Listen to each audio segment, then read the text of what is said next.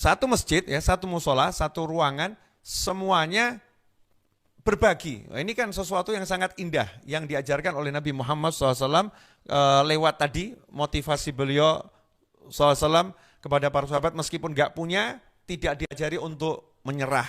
Tapi ketika sahabat menunjukkan memang ketidakmampuannya, Nabi SAW menunjukkan kamu harus jadi orang yang punya jiwa memberi, bukan punya jiwa untuk meminta. Nah, ikhwani rahimakumullah, dalam sebuah hadis yang diriwayatkan oleh Imam Bukhari dan Muslim, dan dicantumkan pula dalam kitab Riyadhus Shalihin, di Riyadhus Shalihin itu hadis yang ke 1225, ya, 1225.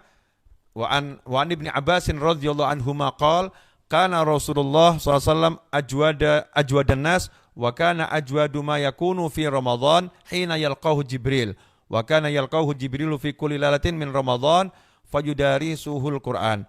Fala Rasulullah SAW hina yalqahu Jibrilu ajwadu bil khair min narrihil mursalah, muttafaqun alaih.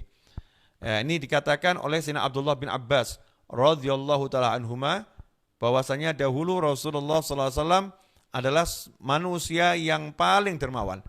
Jadi manusia yang paling dermawan adalah baginda Muhammad sallallahu alaihi wasallam. Wa kana ajwadu ma yakunu fi Ramadan, dan Rasulullah SAW itu paling dermawan adalah di bulan suci Ramadan, yaitu hina yalqahu Jibril, ketika bertemu dengan malaikat Jibril alaihi salam. Wa kana yalqahu Jibrilu fi kulli lailatin min Ramadan, dan malaikat Jibril menemui Nabi Muhammad SAW di bulan Ramadan setiap malam. Jadi setiap malam malaikat Jibril mendatangi Nabi Muhammad SAW, kemudian fayudari suhul Quran. Beliau mengajak Nabi SAW untuk tadarus membaca Al-Quran. Jadi membaca secara bergantian. Satu membaca, satu mendengarkan. Dan seterusnya. Itu namanya tadarus. Fala Rasulullah SAW, dan Rasulullah SAW sungguh ketika bertemu dengan malaikat Jibril alaihissalam, beliau adalah manusia yang paling dermawan dengan kebaikan. Sifat kedermawanan beliau itu dikatakan lebih dermawan daripada angin yang berhembus. Jadi angin berhembus ini kan simbol kedermawanan, di mana angin memberikan kehidupan, ya, membawa banyak kebaikan. Kemudian ada tanaman-tanaman itu yang tidak bisa tidak bisa tumbuh, ya, dan berkembang kecuali kalau benihnya itu dibawa angin, ya, ditaburkan kepada tanaman yang lain. Rasulullah SAW lebih dermawan dari angin, ya, lebih dermawan dari angin. Ikhwani rahimakumullah, hadis ini memang pendek, ya, singkat, tapi di dalamnya banyak pelajaran. Yang pertama yang ditekankan oleh Sayyidina Abdullah bin Abbas radhiyallahu ta'ala anhuma, beliau menceritakan kalau Rasulullah SAW itu manusia yang paling dermawan. Jadi kedermawanan itu sifatnya Nabi, ya, sifatnya Rasul. Makanya dikatakan tidak mungkin ada wali kok tidak dermawan. Nah, ini kalau ada orang ngaku wali tapi bakhil, maka dia bukan wali, gagal jadi wali demi hukum, ya. Itu gagal jadi wali demi hukum. Kenapa seperti itu? Karena memang Nabi SAW adalah manusia yang paling dermawan, sehingga pewarisnya Rasulullah SAW menjadi orang yang paling dermawan. Ya, orang yang paling dermawan. Itu sifat-sifatnya wali Allah, menjadi manusia yang dermawan. Kemudian yang kedua, Rasulullah paling dermawan di bulan Ramadan. Nah, ini menunjukkan kalau ada waktu-waktu yang memang kalau di waktu mulia kita dianjurkan untuk lebih dermawan. Makanya kalau setiap Senin kita sodakoh banyak, karena itu waktu lahirnya Nabi Muhammad SAW, bagus. Atau kemudian kita Selasa sodakoh, Rabu sodakoh, Kamis sodakoh, Jumat kita sedekah, karena itu adalah hari rayanya umat Islam. Sayyidul Ayyam, pemimpinnya semua hari. Kalau Jumat sedekahnya mau lebih banyak, ya. Misal seperti itu, bagus-bagus saja. Karena memang ada bulan, waktu, hari, jam yang memang itu menjadi kita dianjurkan lebih banyak bersedekah, karena waktu itu lebih utama, waktu itu lebih mulia, ya, waktu itu lebih bernilai dibandingkan waktu-waktu yang lain.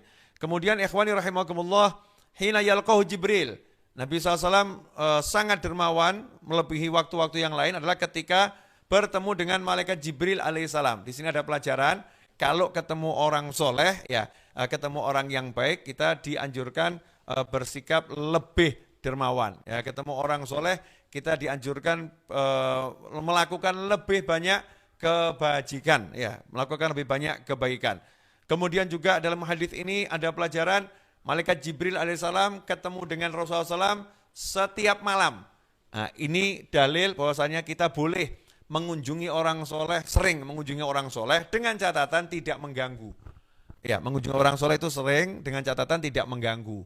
Nah, kalau sering mengganggu itu tidak boleh. Tapi kalau sering tidak mengganggu maka itu dianjurkan. Dalilnya adalah ya ini malaikat Jibril alaihissalam setiap malam ya bertemu dengan Nabi Muhammad SAW. Rasulullah senang ya kedatangan malaikat Jibril. Nah, kita perlu sadar diri kalau kita sering-sering main ke rumahnya orang soleh, ini orang solehnya senang enggak sama kita? Nah, repotnya nanti kalau sampai orang solehnya bosan sama kita. Nah, jangan sampai orang solehnya bosan sama kita karena kita ganggu waktunya, ya, kita mengganggu kegiatannya dan lain sebagainya. Kemudian fayudari suhul Quran. Rasulullah SAW tadarus membaca Al-Quran bersama malaikat Jibril alaihissalam. Nah, di sini ada pelajaran agar kita di bulan suci Ramadan lebih banyak membaca Al-Quran. Ya, di bulan suci Ramadan lebih banyak membaca Al-Quran. Makanya Imam Syafi'i kalau Ramadan satu hari khatam 2 kali. Satu di malam hari, satu di siang hari dan semuanya dalam sholat. Habib Ali Al-Habsyi dalam sholat tarawihnya bersama masyarakat umum di masjid beliau sebelum membangun masjid Riyadh dahulu, beliau kalau sholat tarawih satu hari itu sekali tarawih 10 juz. Sehingga 3 hari sekali khatam. Nah, ibadah yang paling utama untuk dilakukan dari zikir dan doa sama bulan suci Ramadan adalah memperbanyak qiraatul Quran. Jadi kita ibadah yang lain jalan, tapi qiraatul Qurannya diperbanyak. Nah, ini yang dianjurkan untuk dilakukan di bulan suci Ramadan. Ikhwani rahimakumullah, singkatnya, Ramadan adalah bulan yang penuh kebajikan. Mari kita siapkan diri kita.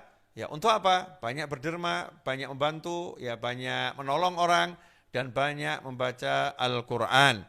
Kemudian mengunjungi orang-orang yang soleh untuk sama-sama tadarus Al-Quran, ya, membahas Al-Quran.